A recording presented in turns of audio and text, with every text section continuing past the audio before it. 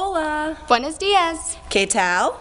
¿Cómo estás? Buenas tardes. Are you wondering what these greetings mean?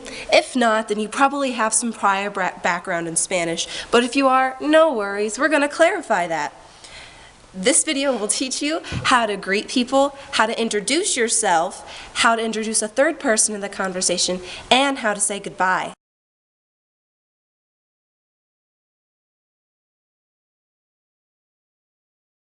In this section, my friend and I are going to teach you how to ask for and give your name. In Spanish, there's formal and informal ways to do this. We're going to teach you both to avoid any confusion. So, we're going to start by teaching you the formal version. Now, in Spanish, you want to use the formal version when you're talking to a person of higher status, such as like your boss, or a person of noble profession, like a doctor, a lawyer, or a priest, someone along those lines. And then if you're unsure whether or not you should use the formal or informal version, you can use the formal as a default setting. To say what is your name in Spanish, there is a formal way. And the formal way is, ¿Cómo se llama usted? Remember, this phrase can be used to ask anyone their name if you're unsure. ¿Cómo se llama usted? Yo soy Cecilia. Did you guys catch how Cecilia responded? She said, Yo soy Cecilia. In Spanish, yo is the subject pronoun for I, and soy is the verb for am. But we'll get more into that later. You can use yo soy when anybody asks about your name, but it is more commonly used when somebody says it formally to you. ¿Cómo te llamas? Me llamo Catalina. Did you catch the difference? I said me llamo Catalina, while Cecilia said yo soy Cecilia. It's the same thing, which they both mean my name is. Just me llamo is the informal version, and se llama is the formal. No, we're not trying to trick you. It actually means the same thing when you say, ¿Cómo se llama usted? And ¿Cómo te llamas? It just means, what is your name? The reason they're different is that ¿Cómo te llamas? Is the informal question, and me llamo is the informal response. Now, you would only use this when you're talking to close friends and family. You would never use it with someone of higher status, and you would never use it with someone that you do not know.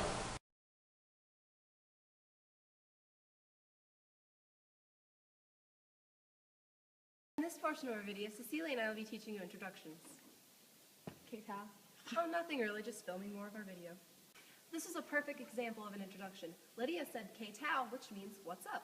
K-Tao is more of an informal question, something you'd use with your friends or family. You definitely don't want to use that with people of higher class or somebody that's your boss.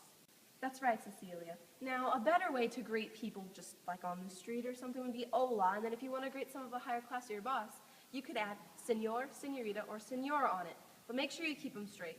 Señor is for males. All males work just fine. Señorita is for unwed women, and señora is for married women. Hola, señorita. Buenos dias. Just as you can make hola formal by saying señor, señorita, or señora, you can do that with greetings too. For example, buenos dias, señorita. Buenas tardes, señor. These all make it sound much more formal. ¿Cómo está usted? Estoy bien, gracias. Okay, did you hear what Catalina just asked me? She said, ¿Cómo está usted? Which is the formal way to ask, how are you? ¿Cómo estás? Más o menos.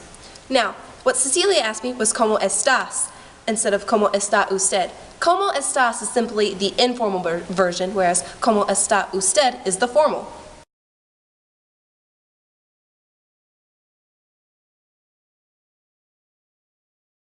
Catalina, ¿quién es? Él es Alejandro. Encantada. Igualmente. This is a perfect example of how to introduce a third person into your conversation. Now, the question that Cecilia asked was ¿Quién es?, which means, who is that?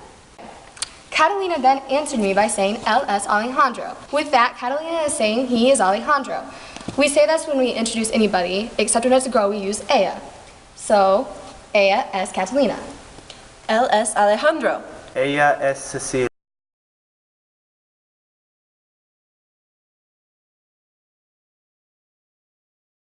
We're approaching the end of our video, and what better way to do this than with saying goodbye? Like, that's not an obvious ending. It was the easiest. The simplest way to say goodbye is to say adios. Adios. No, we have to finish the video. Fine, even though I'm tired, I will finish this stupid thing. Okay, to say goodbye, you can use hasta and a series of many other words. Now, the series of other words is pronto, luego, and mañana. Pronto meaning soon, luego meaning later, and mañana meaning tomorrow. Now, an easy way to remember what these words mean is that pronto is like what we say when we're telling someone to hurry or now. We say pronto. Pronto meaning soon. Luego is easy to remember because it starts with L and has five letters, just like later. And you can remember mañana because tomorrow and mañana both have an M in them, and they both have a vowel repeated 3 times. You're right, that does make it pretty easy. So, tengo que irme. Did you see what Lydia just said? She said tengo que irme, which means I have to go. And, well, I have to go too. Adios.